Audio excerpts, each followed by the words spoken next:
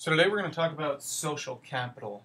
Now, social capital in this lecture should come after you have watched the video about social determinants of health and read the paper by Hunter et al., in which he describes social capital as a means for addressing the social determinants of health. And that's really what's depicted here in this little figure, and that is and you may recall from the video on social determinants of health, feeling after watching that video that those were really important issues, but probably not something that we would be able to tackle in public health and probably not in your profession, and so maybe feeling a little bit overwhelmed.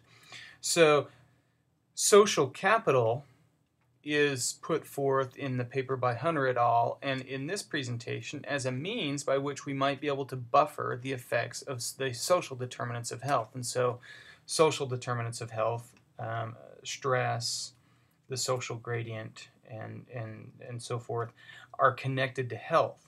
But the ill effects of the social determinants of health might be buffered by an increase in social capital. And that's what we're going to discuss right now. So Robert Putnam is the person most notably associated with social capital, and he wrote a great book called Bowling Alone, and I'm going to show you some graphs from that in just a second. But he conceptualizes social capital as the social networks and the norms of trustworthiness and reciprocity that arise from them.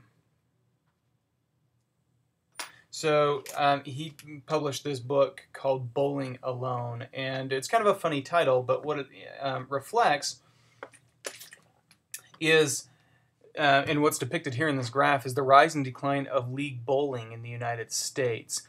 Now, you might say, who bowls? Or, no kidding, it's not as popular. And that's exactly his point. That's what he's saying, is that through the 1960s and 70s, when, as Tom Brokaw would put it, the greatest generation, baby boomers were at their prime, league bowling was very, very popular in the United States. In fact, it was well, about 10% of Americans participated in a bowling league. In fact, I recall my aunt and uncle participating in a bowling league. And it was quite simply an opportunity for adults to get together and enjoy one another's company. Now, the thesis that Robert Putnam's putting forth in this graph and in his book is that we no longer do that, which means it doesn't just mean that we don't bowl anymore, but it means that by not bowling anymore, we no longer spend time together, building relationships, building trust, building trustworthiness, this kind of sense of trustworthiness, and being able to and share reciprocity with members of our community. And so by not doing that, we have greater sense of skepticism toward our neighbors and toward people in our community, and less trust. And that impacts our health. So here are some examples of how people have conceptualized social capital and thought of social capital, how it functionally works in our lives. So a sense of community and belonging. So ask yourself, do I belong in this community? What sorts of things impact your belonging in the community? Is it that you share common values? Might be a religious affiliation. It might be racial or ethnic composition. It might be work-related. This is a very industrial area, and I tend to be work in industrial settings, so I feel like I belong in this community. Is it related to school? Well, it might think about here at BYU, do you fit in to this community? What sorts of things contribute to your sense of belonging? And those are the things that we call social capital, or that build up social capital. One of the biggest indicators of social capital is trust. Do you trust people? Can people be trusted at church? Can people in this community be trusted? Can I trust people at work? Do I trust people in the media? Do I trust people of different ethnicities? That's a big one. in places of low social capital, people of all ethnicities tend to report low levels of trust toward other members or members of other racial and ethnic groups. What about within your family? People in my family can be trusted, and if they can be trusted, there's generally a high social capital. Honesty. This is another one, of course, relates to trust, but where people, um, in order to measure social capital, oftentimes will ask, are people in this community honest? Expectations for living in a community for a long time. This is one of the best measures of social capital. We'll quite simply ask people, how long have you lived in this community? People that live in communities for very short periods of time tend to have very weak connections with their neighbors. They're very transient. And so these are places with a lot of apartment buildings where people move frequently. And so there's little social capital, little connection with their community, little connection with people in their community. And so there's low levels of trust. And in places like that, people are not likely to intervene when they see something bad happening. So if they see domestic violence, they tend to close their windows, turn their head, and go the other direction because it's none of my business. Well, if I know that person very well, I feel like it is my business. And so living in a community for a long time, sinking roots, and feeling very established in that place really contributes to high social capital. The next one is public involvement. And this is kind of thought of as how active you are in the community. So do you read the newspaper? Are you aware what's happening? Do you vote? Do you volunteer? Do you donate blood? Do you do other things in this community that that help improve the quality of the neighborhood, or improve the quality of the community or the city? Are you involved in and interested in the occurrences and things that are happening in the community? Knowing your children's friends and monitoring children, even non-relatives.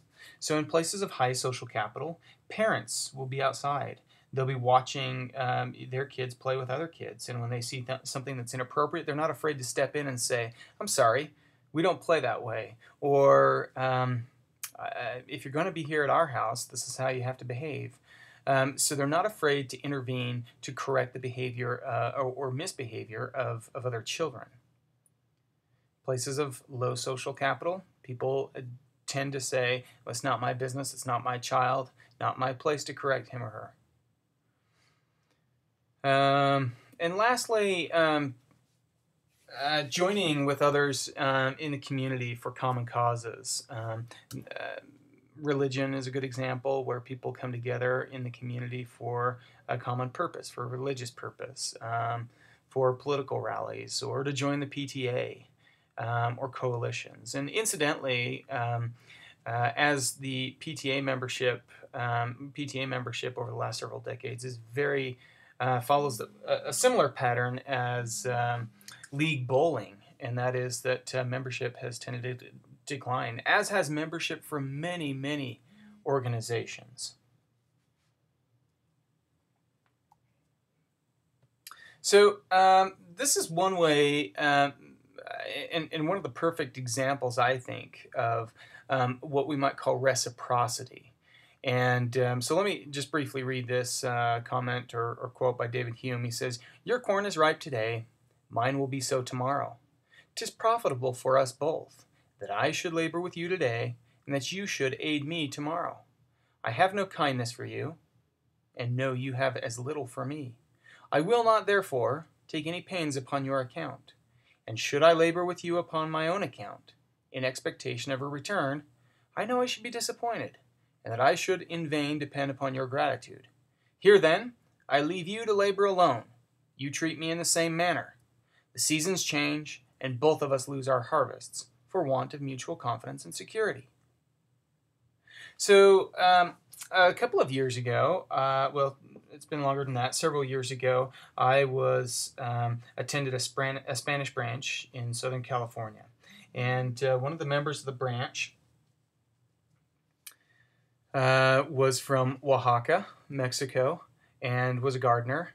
And I needed some help. We managed some apartments, and I needed some help trimming trees and doing other things. So I asked I asked him if they were interested in doing some work at the apartments that we managed, and he said absolutely. And so he and several other brothers from our Spanish branch showed up one Saturday morning and spent the entire day working at our apartment complex. And then after we were done working that afternoon, I started to talk to them about how much I owed them, and they said, "Oh, no, no, no, no, you don't owe us anything." I said, "Well, sure, I owe you something." And they said, "No, no, see, let me tell you how it works. In Oaxaca, and we work out in the fields, when it's time to harvest my corn, I come help you. When it's time to harvest your corn, when it's time to harvest my corn, you help me. When it's time to harvest your corn, I help you. That's how we all get things done." And that was reciprocity at play. And what David Hume has described here is lack of social capital and how this impacts both of us. So here are examples of lack of social capital over the last several decades in the United States, and we have pretty good data to indicate that the impacts of social capital and a decline in social capital have had deleterious effects on our health, as it has also continued to decrease not just our health, but it's by and large the social fabric that our health depends upon. So do you think people in general today lead good lives? Honest as, meaning that they're honest and moral. And you can see a steady decline since the 1950s till recent data in the 1998 indicated that indeed most people are not honest and moral. So this is interesting because this